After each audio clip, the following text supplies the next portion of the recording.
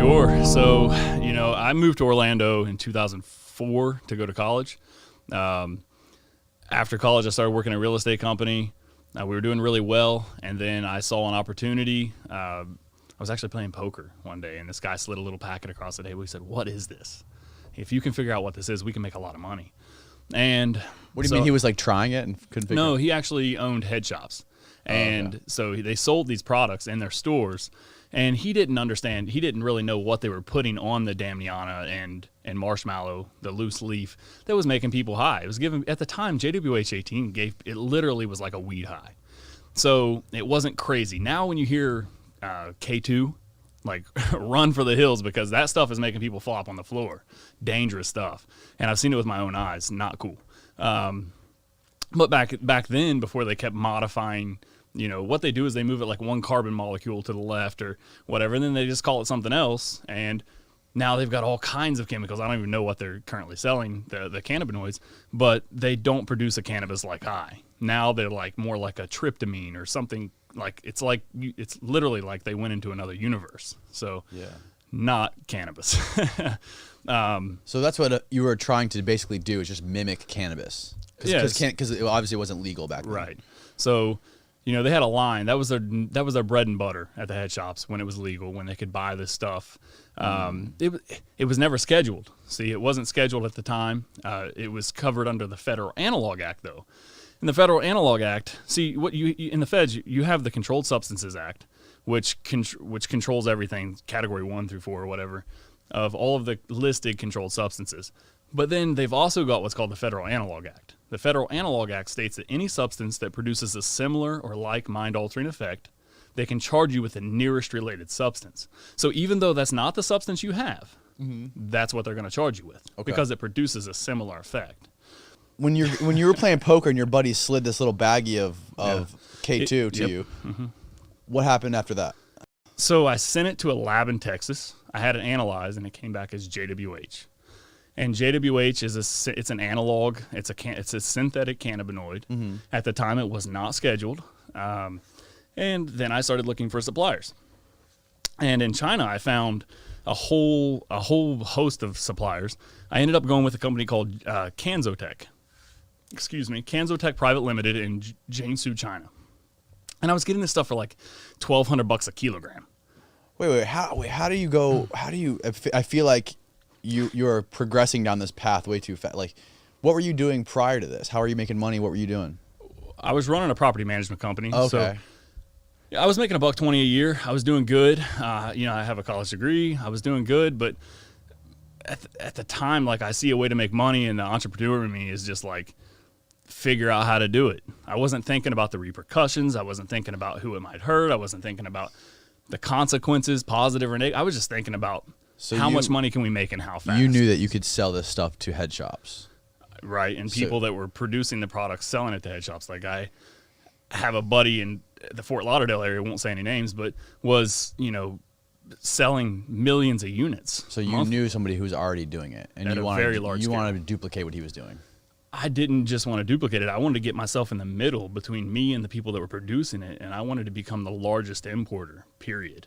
I wanted to find a way to position myself where we were bringing the largest amount possible into the country and reselling it to people who were producing the products. And I was pretty successful at doing that. I negotiated a consignment relationship. We were bringing in hundreds of kilos a month. So a very large quantity of this stuff. So, okay. How did you find somebody in China and how did you know what you were looking for? Google? You just Googled the ingredients of this stuff, and then you found out the biggest manufacturer of so I searched the chemical. When I found out what the chemical was, then I searched it, and I started looking for suppliers, and I saw, I think Reddit. I just read, and I found some people that said, hey, you can order from this lab, you can order from this lab. And After you found the company in China that you wanted to do business with, how much were you buying with them? What kind of deal did you do with them? So it started slow. I ordered I think I ordered a kilogram, probably, or maybe 500 grams. How much was that? $1,000. Oh wow. Okay. Yeah, it wasn't much. The kilo, I think the kilogram we were paying $1,500 for, but when I bought 100 of them, I would get $1,200. Okay. I think the cheapest we ever got it was like $1,100. Okay.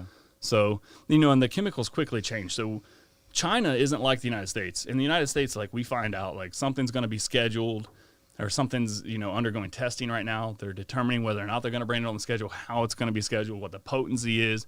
The DEA toxicology report comes back and says it's like equivalent to this amount of marijuana or whatever. It's pretty crazy how they do that actually. But in China, it's black and white. It's like it's either illegal or it's not. There's no gray area. And they give their manufacturers a heads up. They're like, look, whatever you got of this chemical, liquidate it, get rid of it, or destroy it. Because after this date, which is I think it's usually like January 1st, if you get caught with it, you're going to prison. So, their suppliers in China know that, and they work around it. So when something's coming up, they know it's going to be scheduled. They just change the chemical a little bit where it still produces a similar effect, but now it's technically, legally a different chemical. So, or chemically a different chemical. So that's how they skirt the law there. And, is it really skirting the law? I don't know. I think they just haven't thought it through as much as we have. In the United States, if it produces a similar like mind-altering effect, doesn't matter if it's illegal or not. If you get caught with that substance, you're going to prison. Okay. So very different. So what was the first substance that you were buying? JWH-18. JWH-18, and you were buying this for like $1,100 a kilo. Yep. 15, and then it got cheaper. And then what? You started selling it to who? Started selling it to people who are producing the products. Okay. And started producing our own brand called Kush. We actually had the first menthol variety called Kush Ice. And we were selling thousands, tens of thousands of units. So we sold them in little plastic vials all over Florida. And it's crazy how we sold them for $1 a piece on consignment. And 1 gram of pure JWH-18 would produce 10 grams of smokable product. So pretty crazy. How much came in a little vial? 1 gram. 1 gram. 1 gram. And $1 a piece. Well, we sold it for $1 a piece. The stores are selling it for $20, $25. Jeez, yeah. So they're making a crazy markup. Crazy. Well, see, that's how we got in, by lowballing people. K2 is charging $5, $6 a unit, and we're selling it for $1 on consignment. So we're getting a check net 30. We're not getting paid the day they get it. We're getting paid 30 days from then. So how long did it take before you started making like crazy money? About a year. 6 months to a year. 6 months we were making $3,000 to $5,000 a month. It wasn't crazy. After a year we were making we had $20,000 days.